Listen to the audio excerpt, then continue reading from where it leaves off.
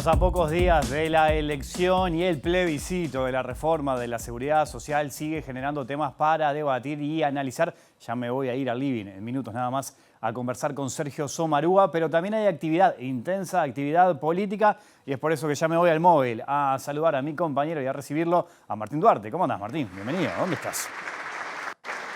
Wilmar, buenas noches. Estamos aquí en la Casa del Partido Colorado, donde se está presentando el contrato por la salud mental a cargo del candidato del Partido Colorado, Andrés Ojeda, en la presencia de la fórmula con Robert Silva, y también los asesores en materia de salud mental. Son 7 ejes que están presentando. Daniel Dabriex es el psicoterapeuta que ha diseñado parte de este programa, que propone la creación de 25 centros de salud mental, justamente para universalizar el acceso a la psicoterapia. Y bueno, se está haciendo la presentación. Si les parece, le dejamos parte de lo que está pasando en estos momentos, donde ha vuelto a tomar la palabra el candidato Andrés Ojeda. Vamos a tener mucho foco arriba nuestro, trataremos de estar con ellos puestos la mayoría del tiempo posible. Y a su vez decirles también que desde acá y desde este micrófono hoy, nosotros también queremos aprovecharlo para hacer una propuesta importante. Parte de la ley de salud mental tiene que ver con terminar con los depósitos de personas que hoy son los hospitales psiquiátricos. Así que yo quiero hoy ante ustedes y con ellos tomar el compromiso de terminar con los hospitales psiquiátricos en Uruguay. Basta de depósitos de personas.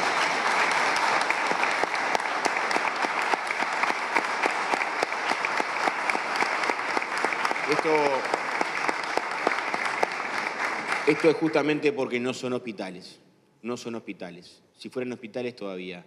Aquí hablamos de personas recluidas que no han cometido ningún delito y que están en un lugar para no molestar al resto, con poco énfasis en su mejora. Esto no es una crítica a quienes lo gestionan, que hacen lo mejor que pueden en las situaciones que tienen. Yo creo que el diseño institucional que tenemos no puede tener más depósitos de personas, y por esa razón es que estamos proponiendo formalmente, apenas nos toque estar el 1 de marzo, empezar este proceso y poder lograr que esos lugares no existan más, al menos de la manera en que los conocemos. Como verán, es un tema de alta sensibilidad. Yo hacía mucho tiempo que no veía un auditorio tan atento y tan callado cuando habla alguien de un tema. Y créanme que venimos muy seguido nosotros acá. De mi parte, creo que está claro el compromiso. Me da mucha alegría y mucho orgullo haber puesto el tema en la agenda. Ahí tenemos la palabra, lo veíamos también a Andrés Ojeda, candidato a la presidencia por el Partido Colorado, hablando precisamente de sus propuestas en materia de salud mental. Volvemos a la introducción, al inicio, les decía, ¿no? Falta poco para la elección y hay distintos argumentos, a favor y en contra del plebiscito de la reforma de la seguridad social. Esta semana tuvimos conferencia de prensa del presidente, también de la central sindical, del PIT-CNT. ¿Cómo está ese tema? Vamos a meternos hoy en una de las posturas. Bienvenidas, bienvenidos. Así comienza Lado B. En caso de aprobarse el plebiscito, ¿qué medidas podría llegar a tomar el gobierno en el corto plazo? Es decir, en esos meses que quedan entre principios de noviembre y fines de febrero. 28 de octubre, vamos a hacer un escenario que esperemos que no se dé, pero vamos a tratar de imaginar lo contrario. Dependerá del resultado. Seguramente hablemos con los otros partidos políticos, nos vamos a juntar con el equipo, hacer una proyección. No aumenta el IVA el otro día, no aumenta los impuestos al otro día. Sí, reitero lo que dije hace unos minutos, la trayectoria es aumentar impuestos y recortar prestaciones, no le quepa la menor duda. Decir que lo vamos a hacer la primera semana, segunda semana, no es cierto. De hecho, hay algunos recursos que son finitos, que se pueden llegar a recibir, pero insisto, son finitos, se van a extinguir. Creo que es una muy buena cosa que quizá alguno pueda decir que esto no va a pasar.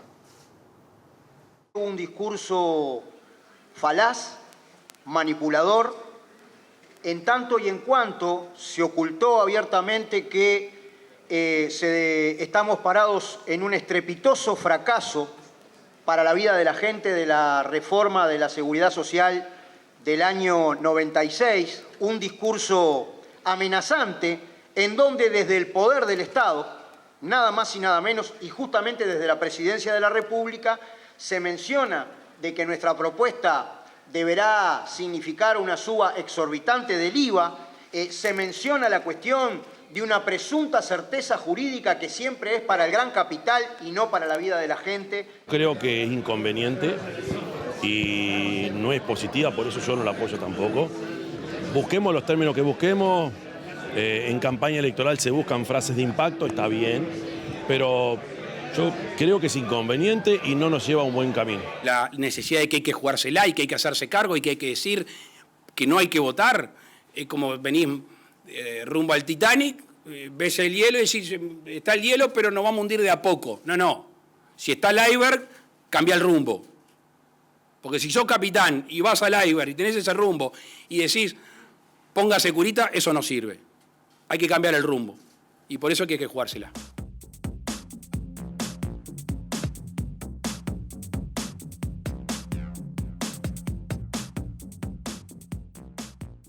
Este tema tan importante vamos a hablar esta noche en vivo aquí en Lado B, en la pantalla de TV Ciudad. Ustedes saben, a lo largo de todos estos meses hemos escuchado las dos campanas, las dos versiones a favor y en contra. Hoy vamos a escuchar qué es lo que está pensando, planeando también y propone la Central Sindical. Es un gusto siempre recibirlo y charlar con él, con Sergio Somarúa, docente, integrante de la Comisión Afirma tus Derechos. ¿Cómo estás, Sergio? Un gusto tenerte por acá. Bueno, para mí una verdadera satisfacción. Gracias por la invitación y un saludo a todas las familias que nos están escuchando. Ha sido una semana, es una semana intensa. Veíamos un tramo de la conferencia del presidente, la respuesta de Marcelo Abdala de la Central Sindical.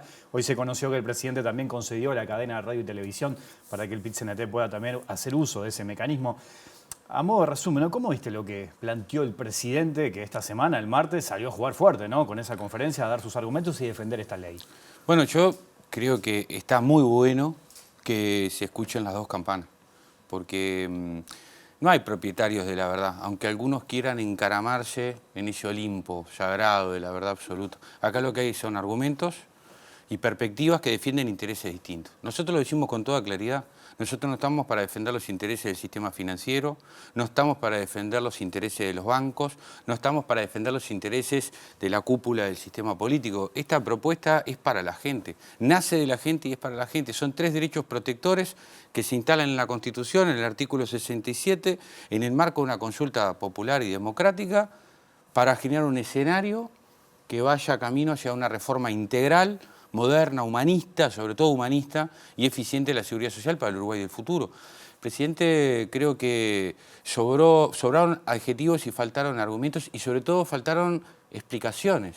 Explicaciones sobre los enormes perjuicios y daños que provocó la ley jubilatoria del gobierno, que además es la consecuencia del incumplimiento de su compromiso y su promesa de campaña. Cuando dijo que no iba a cambiar las reglas de juego, lo terminó haciendo y cambió las reglas de juego para peor.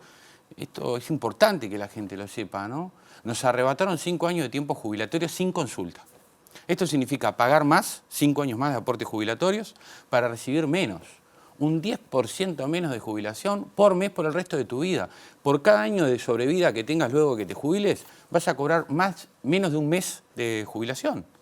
Y además ampliaron la base de cálculo. Antes se calculaba la jubilación sobre los últimos 10 años, que son los mejores a nivel salarial, y ahora para bajar el porcentaje te lo aumentaron a 20 años.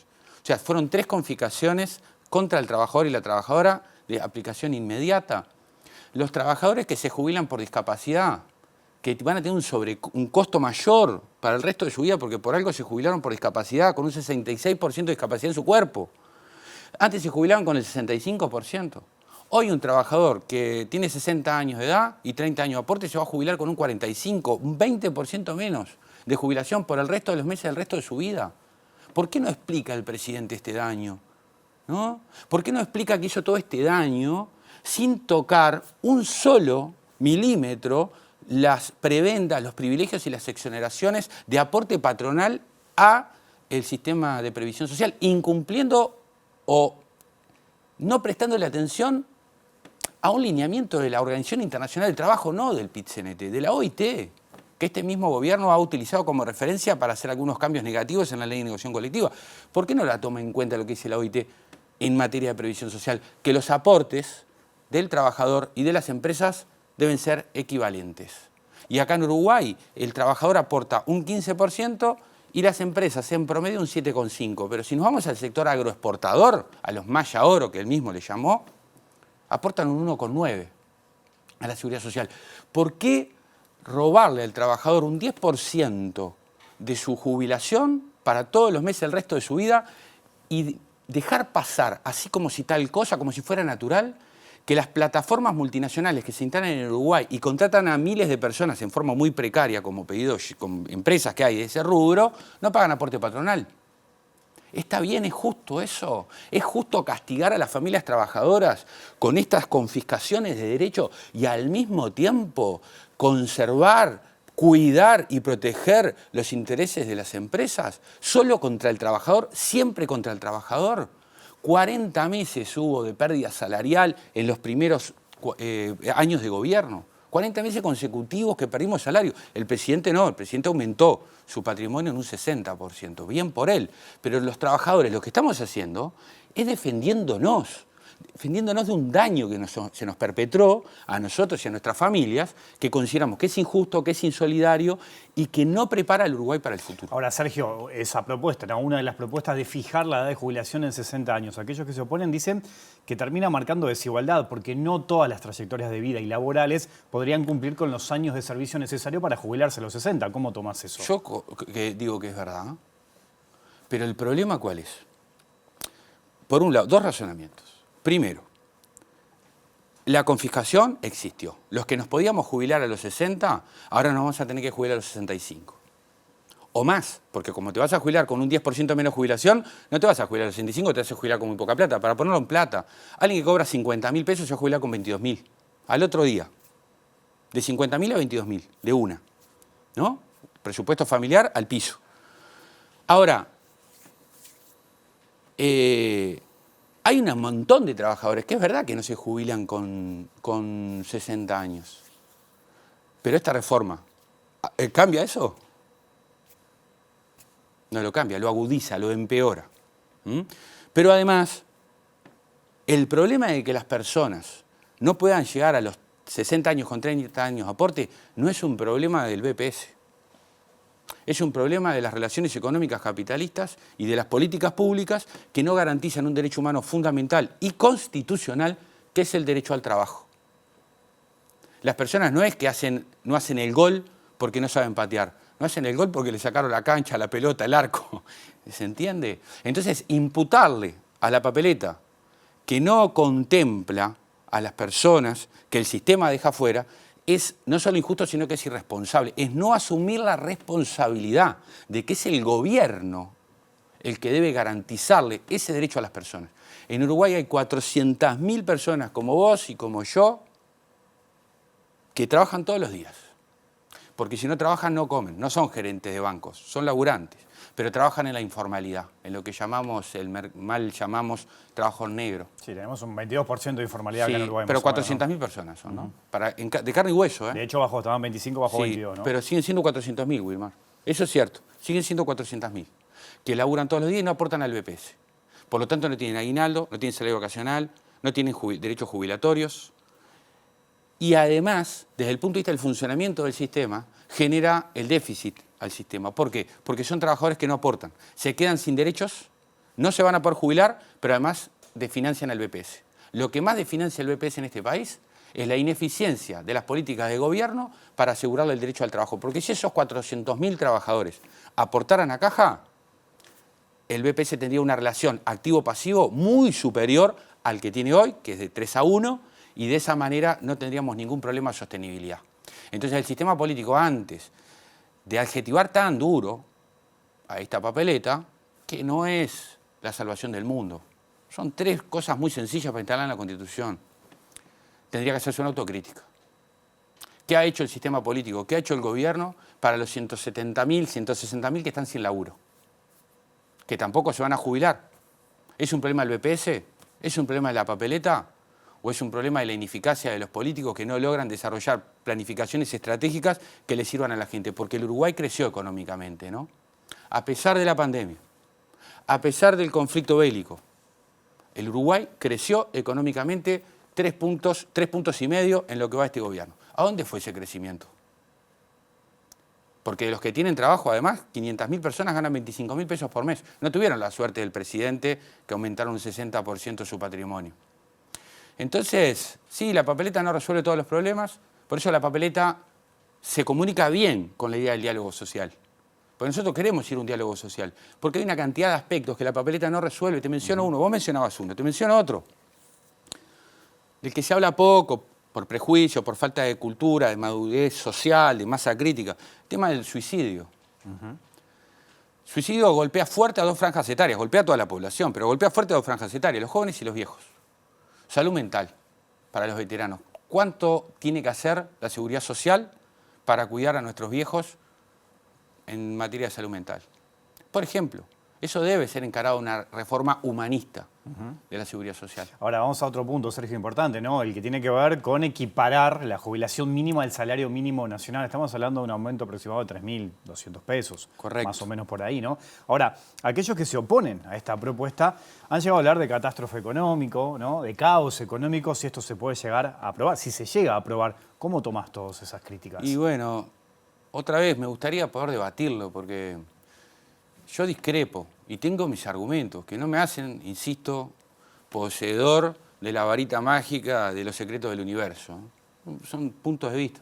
A mí lo que me parece una catástrofe es que el 1% más rico del Uruguay, que son 24.000 personas, sean poseedores del 80% de la riqueza financiera. Cada 100 pesos que hay en los bancos, de los 3 millones chirolas que somos, el 80 pesos de esos 100 son de 24.000 personas. El 1% más rico en Uruguay concentra la misma cantidad de ingresos mensuales que el 50% más pobre. Eso explica al final del día que tengamos un 20% de los niños y niñas por debajo de la línea de la pobreza, que tengamos 300.000 jubilados y pensionistas por debajo de la línea de la pobreza, que tengamos 500.000 trabajadores cobrando 25.000 pesos, que el 40% de los jóvenes de la periferia de Montevideo que asisten a los centros educativos públicos vayan con inseguridad alimentaria. Y después quieren premiar con plata a los gurises que terminen. Hay que darles de comer. Hay que asegurarles condiciones básicas en el trayecto, no una zanahoria al final del túnel, al que muchos no van a llegar igual. Entonces, el problema central acá, la catástrofe, es la desigualdad. Pero no la desigualdad dicha poéticamente, la desigualdad concreta, sociológica, la que vengo mencionando, el Uruguay realmente existente. Te voy a dar un dato, Wilmar, y compartirlo con los DISA para pensar juntos.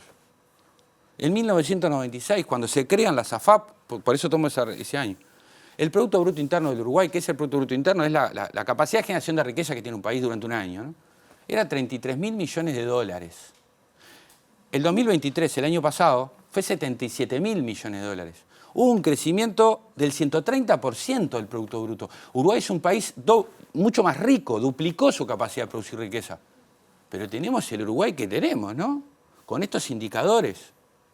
Pobreza infantil, pobreza en la tercera edad, subalimentación en jóvenes, déficit habitacional, 500.000 ganando 25.000 pesos, 400.000 en la informalidad, 150.000 en los desocupados. Nosotros hablamos a esa gente, representamos a esa gente, no representamos otros intereses que son legítimos.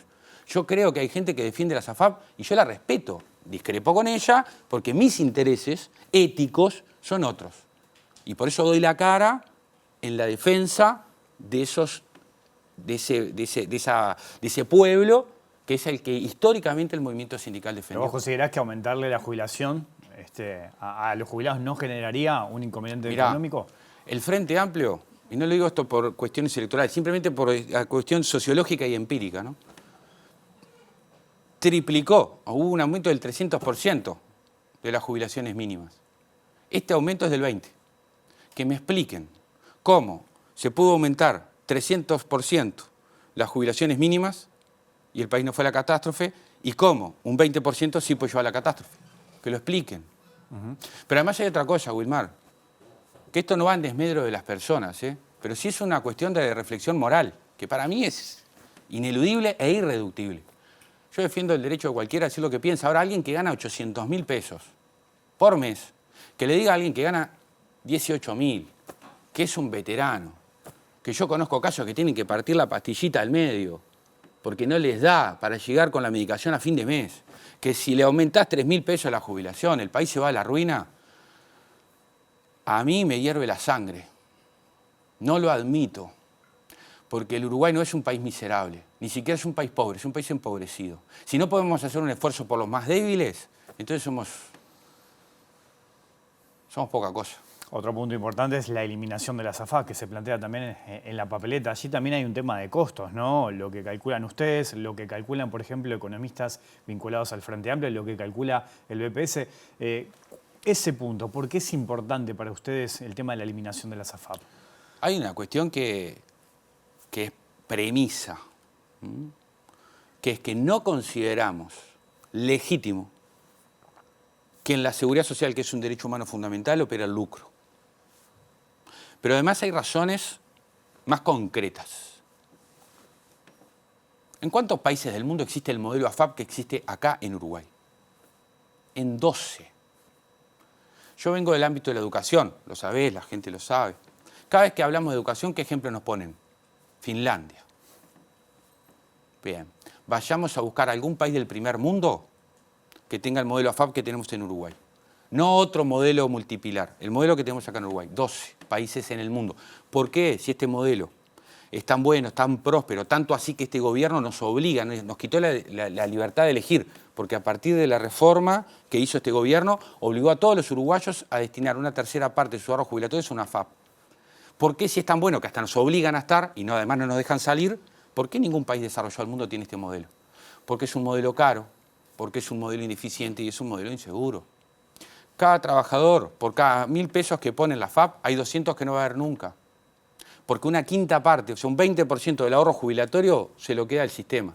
Entre la FAP y la aseguradora se lo comen. ¿Y cuánto pagan al final del día? Un servicio caro, ¿no? 20%. ¿Cuánto paga al final del día? Y bueno, el 90% 5.000 pesos. Y además es un sistema inseguro, porque acá en Uruguay quien da garantías toda la vida son las instituciones estatales. La gente confía, y por algo es, en el Banco República. La gente confía, y por algo es, en el BPS. La gente confía, a pesar de los pesares, en las instituciones educativas públicas. Confía.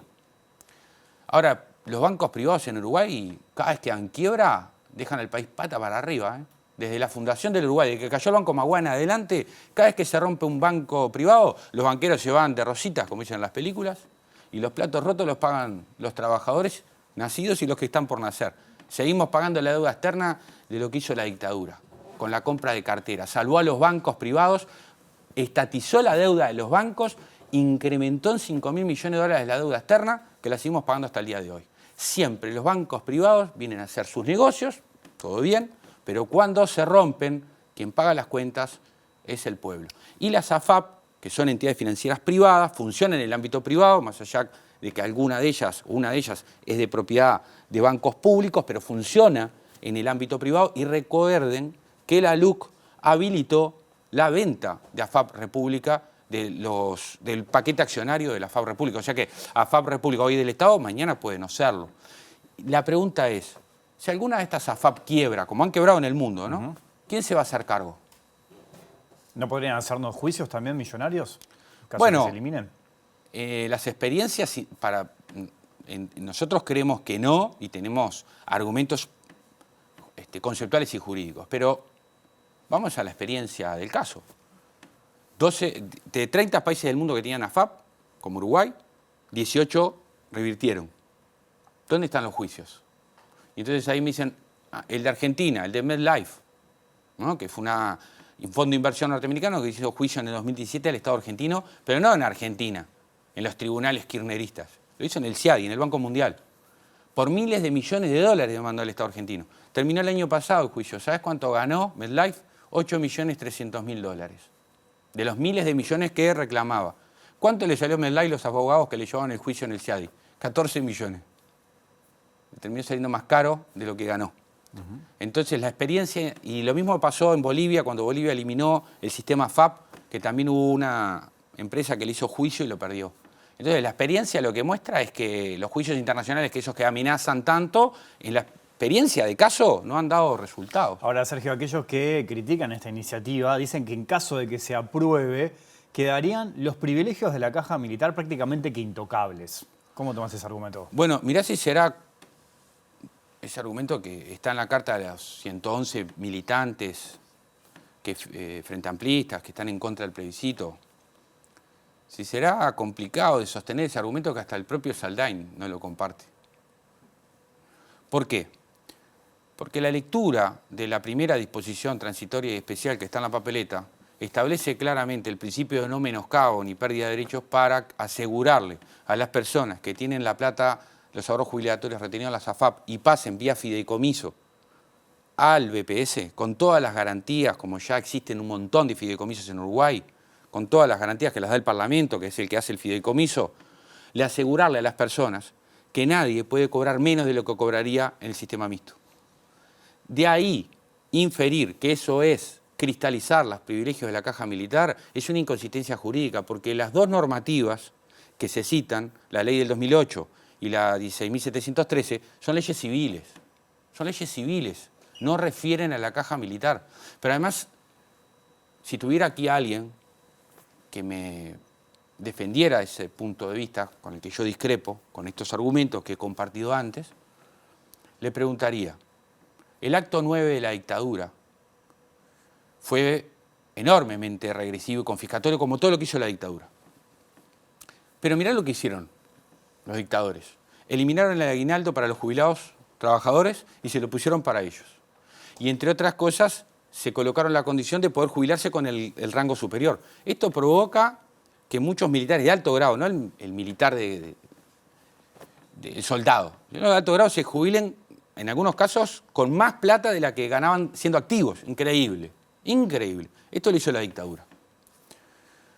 Pasaron todos los gobiernos, ¿no? De todos los partidos. ¿Alguien eliminó el acto 9? Y ahora el PIT-CNT viene a cristalizar los derechos de los privilegios de la caja militar. Otra vez, un poco de sensatez y de autocrítica. Yo insisto, comparto que haya gente que no esté de acuerdo con y la respeto, esto lo va a dirimir la ciudadanía. Yo me quedo con la tranquilidad de conciencia de saber que estamos defendiendo una propuesta digna, ética, que trae soluciones para un montón de gente que queda afuera, que el sistema olvida. La gente los políticos hablan del déficit fiscal. Nosotros tenemos la obligación de hablar del déficit fiscal, sí, pero sobre la perspectiva del déficit de derechos. Pero creo que el sistema político tiene muy poca autocrítica, ¿no? A los docentes nos critican, un día sí y otro también, por los resultados educativos. ¿Y los políticos? ¿Cuándo van a rendir cuenta? ¿Cuándo se van a hacer cargo? ¿Por qué hay un plebiscito? ¿Por qué el movimiento sindical puso este plebiscito? Si no hubiese 300.000 jubilados y pensionistas cobrando 18.000 pesos como máximo, ¿habría plebiscito? ¿Estaría este punto en el plebiscito? No, no estaría. ¿Pero qué genera que esté? La realidad social. ¿Y esa realidad social, quién la trajo al mundo? ¿La fuerza providencial de los astros o los políticos con sus decisiones? Sergio, en el final, el presidente hoy concedió la cadena, ¿no? De radio y televisión. ¿Ustedes siguen pensando, quieren debatir con el presidente? Yo cambio la cadena por el debate. ¿Ah, sí? Sí. ¿Pero pensás que la cadena la concedió para no debatir? Lo decís vos, yo capaz que coincido. Te estás riendo en este momento a eso. Sí, pienso que es una hipótesis. No sé, yo creo que el presidente, como cualquier persona, tiene derecho a decir lo que piensa. Yo eso lo defiendo, a pesar de que esté en las antípodas del pensamiento de él, ¿no? Las antípodas. Por lo menos en este tema y en otros tantos. Pero lo que sí creo que un presidente es presidente de todos los uruguayos, no de los que piensan igual que él. Y a mí la verdad que me parece que la limitación del numeral 5 del artículo 77 es clara, ¿no? El presidente no puede hacer campaña electoral de ningún tipo. Esto es una campaña electoral. ¿Por qué es campaña electoral? Porque no se eligen presidentes o diputados, pero se elige votando, la ciudadanía tiene que elegir votando si reforma el artículo 67 de la Constitución o no. Ya que lo hizo, ahora me parece que sería importante un debate con un trabajador común y corriente, en un marco de respeto, de argumentos, de no descalificación, para que yo le pueda hacer estas preguntas. ¿Por qué tanto daño? ¿Por qué no se tocaron los privilegios? ¿Por qué no se le coloca aporte patronal a las plataformas, que además precarizan el trabajo? ¿Por qué se habla de aumentar el IVA en vez de combatir un delito que es la defraudación tributaria? En Uruguay, el 40% del IVA se evade. 40%. es un delito. Pero el IRAE, que es el impuesto que tienen que pagar las empresas, un impuesto legal, 50% se evade. 5 de cada 10 pesos que te vienen a entrar por IRAE se evaden. Entonces, ¿por qué en vez de alarmar a la población, diciendo tenemos que aumentar el impuesto, el IVA va a llegar al 40% y no va a salir más agua por la canilla, va a salir fuego, porque falta decir eso, ¿no? ¿Por qué en vez de plantear estas hipótesis tremendistas no dicen, disculpen, les aumentamos la edad de jubilación, le bajamos la jubilación y les bajamos lo que van a cobrar por discapacidad porque somos incapaces de combatir la evasión tributaria? Porque somos incapaces de pensar el Uruguay del futuro y decir, bueno, el mundo del trabajo va hacia la robotización. Hay que pensar a pensar seriamente en Uruguay en la tributación, en el aporte de las empresas que ganan con la colocación de máquinas o de robots o de inteligencia artificial y sacan manos de obra del lugar de trabajo. Pasa con los peajes. Pusieron máquinas, sacaron personas. No pagan más aporte patronal, dejaron gente sin trabajo y los peajes no bajaron. ¿Quién ganó?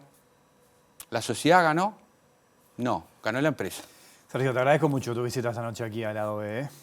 Bueno, gracias a vos por la paciencia, por la amabilidad y perdone si aburrí un poco. No, estábamos escuchando argumentos de todos lados. Vos sabés que esto lo he hablado contigo alguna que otra vez. Este tema, este plebiscito, está generando por lo menos de los dos lados un intercambio mucho más sólido que el que podemos ver en la campaña. Entonces, bienvenido sea el intercambio. Acá somos hinchas de los debates, de los intercambios serios, así que gracias en serio por venir. Vamos arriba. Hasta la Gracias próxima. a ustedes. Hacemos una pausa, hay más lado B aquí en la pantalla de TV Ciudad.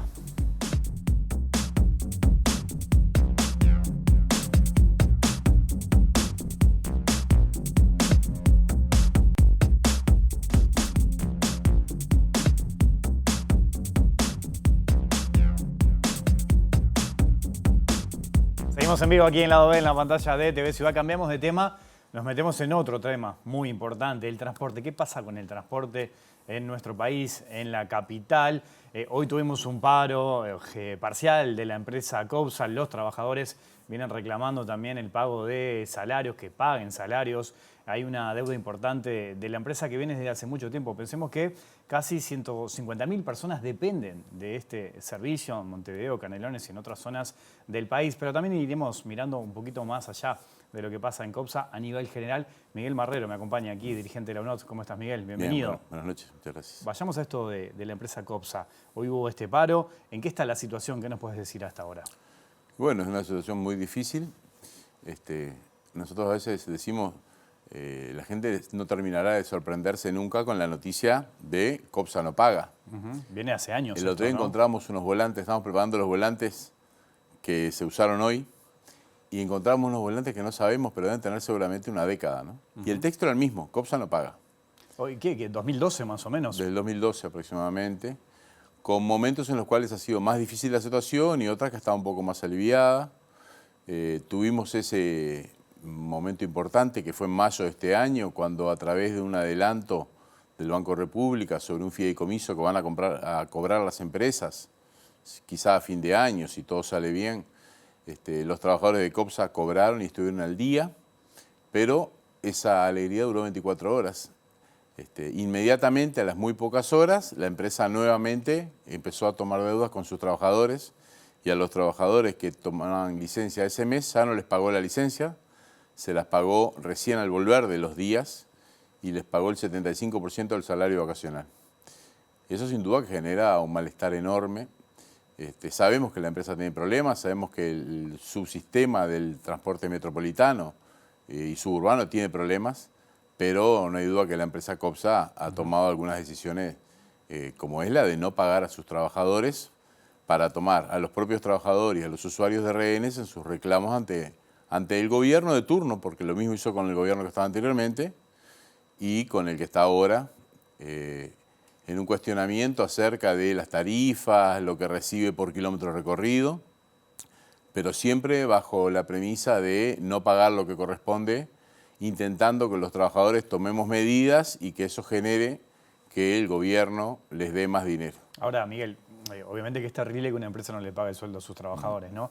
Pero llama la atención. Yo recién aportaba un dato que es importante, ¿no? Casi 150.000 personas utilizan este servicio. Uno puede pensar que si la empresa se maneja relativamente normal, ¿no? De manera correcta, no debería tener problemas económicos, porque es un servicio que queda claro que debería funcionar. ¿Qué es lo que está pasando allí? Partimos de una base que es algo que parece lógico, ¿no? Ninguna empresa sobrevive 15 años a pérdida. Cualquier empresa, desde un kiosquito hasta una empresa muy grande, como es Copsa, muy poderosa, con muchos negocios, que es parte de un grupo económico que es de los 4 o 5 más poderosos en el transporte a nivel nacional, con ramificaciones en otros rubros también, es imposible que sostenga un negocio durante 15 años a pérdida. Eso no lo cree nadie. Nosotros lo decimos permanentemente. ¿Y cómo sobreviven ustedes? Perdemos, en la última reunión que tuvimos con la gerencia nos decían, perdemos $500.000 por mes. Es absolutamente imposible creer eso. Las negociaciones con Copsa nunca son serias, siempre es dudo, y nos parece fundamental que cuando alguien negocia, el otro tenga buena fe, y yo sé que tiene buena fe. En este caso no nos pasa eso. Muchas empresas de transporte tienen problemas, el sector tiene problemas. Ahora, la única empresa que permanentemente a lo largo de más de una década no paga los salarios a sus trabajadores es Copsa. Lo mínimo que puede hacer una empresa es pagar los salarios a sus trabajadores. Y mientras tanto continuar con sus reclamos. Las otras empresas del sector suburbano comparten los reclamos, incluso llegaron a crear una cámara. Nosotros suponemos que a instancias de Copsa formaron una cámara empresarial hace cuestión de un año con el objetivo de buscar que el gobierno les dé más recursos o aumente las tarifas o genere diferentes formas de aportes. Pero mientras tanto las demás pagan, todas pagan. Copsa utiliza el argumento que dice que las demás empresas tienen como una pata urbana, parte de sus servicios lo brindan en Montevideo y que Montevideo tiene una lógica diferente para pagar subsidios. Eso es verdad. El fideicomiso del gasoil otorga diferentes subsidios según los departamentos, las legislaciones, las regulaciones son diferentes. Ahora, Copsa es una empresa histórica, tiene 80 años, tiene transporte interurbano en Canelones, tienen otra empresa que está dentro del mismo grupo económico, tienen servicios interdepartamentales que van al este, han recambiado las flotas, es decir, no es una empresa que aparezca como fundida. Sin embargo, no le paga el sueldo a sus trabajadores de forma sistemática y nosotros decimos que en eso hay una intención explícita de generar un conflicto con el gobierno y poniendo de rehenes, no solamente a los trabajadores, sino a los usuarios. Nosotros los trabajadores tratamos de ser muy cuidadosos en eso, también a la hora de tomar medidas y pensar que esas 150.000 personas que vos decías son trabajadores que muchas veces son empleadas domésticas que se trasladan a Montevideo a trabajar, que vienen de los barrios o de las zonas más alejadas, que son obreros de la construcción, que son gente que viene a hacer ventas muchas veces informales, un poco lo que decía Sergio, un montón de gente que trabaja en negro, que necesita trasladarse en ómnibus, que por eso toma el ómnibus, un ómnibus que además es caro, en el transporte suburbano es muy caro el pasaje, y que nosotros siempre decimos que hay que tener mucho cuidado a la hora de aumentar las tarifas, porque cuanto más aumenta la tarifa, más se le dificulta al usuario pagarlo. No es la misma realidad que hacia otras zonas de Montevideo o del área metropolitana, por ejemplo hacia el este, que muchas veces el perfil del usuario es diferente y mucha gente tiene las posibilidades, por ejemplo, de acceder a un vehículo y no necesita tan imperativamente el ómnibus. Entiendo el punto. A nivel general, ¿qué está pasando con nuestro transporte? O sea, hay que actualizarlo, por ejemplo, las demandas que hoy presentan la ciudad. Yo cuando digo ciudad ya no es solo Montevideo, ¿no? Tengo que también incorporar a Canelones, a San José, a Maldonado. ¿Cómo estás viendo eso? Nosotros entendemos que es un momento de quiebre, necesariamente, ¿no? Que el gobierno que viene, sea el color que sea, va a tener que encarar ese tema con profundidad, con seriedad, tomando en cuenta a todos los actores, pero particularmente poniendo por delante el concepto de un servicio regulado y un servicio regulado por el Estado. Hasta ahora la influencia de las empresas, el dominio de las empresas ha sido demasiado, ha sido exagerado.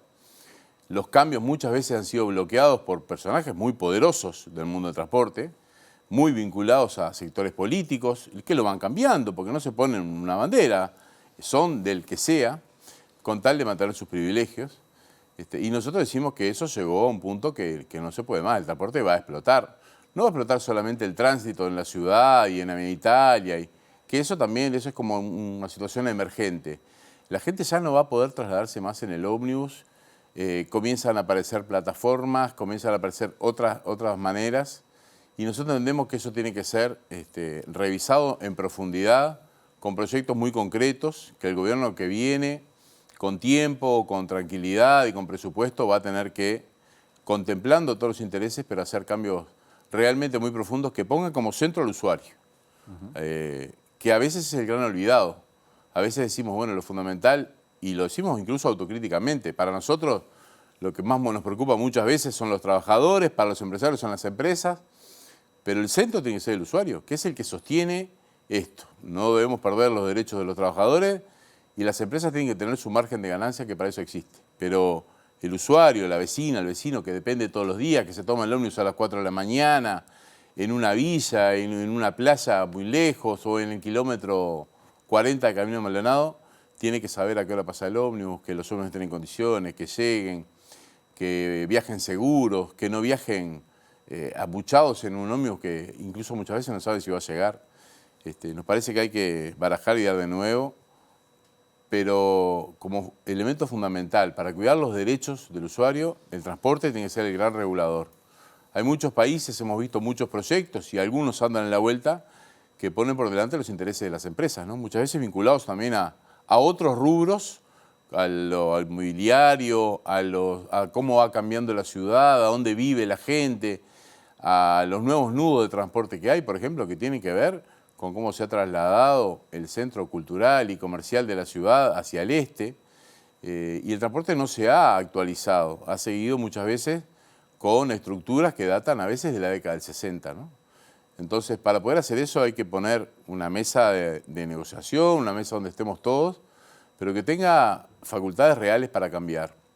Una de las cosas que nos pasó en el periodo pasado fue que se creó un consorcio metropolitano de transporte que lamentablemente pintaba muy lindo, pero los problemas a los que se dedicó fue cambiar una parada o solucionar un cordón de la vereda y no le metió diente al tema central de quién dirige y cómo vamos a transformar una realidad que es fundamental. La gente pasa, según los estudios más serios, aproximadamente 1 hora y media por día a bordo del ómnibus. Si sacamos la cuenta en el mes o en el año, nos damos cuenta que una gran porción de nuestras vidas la pasamos sobre un ómnibus y que tenemos que hacerlo lo más rápido posible, que es un poco el gran reclamo de la gente.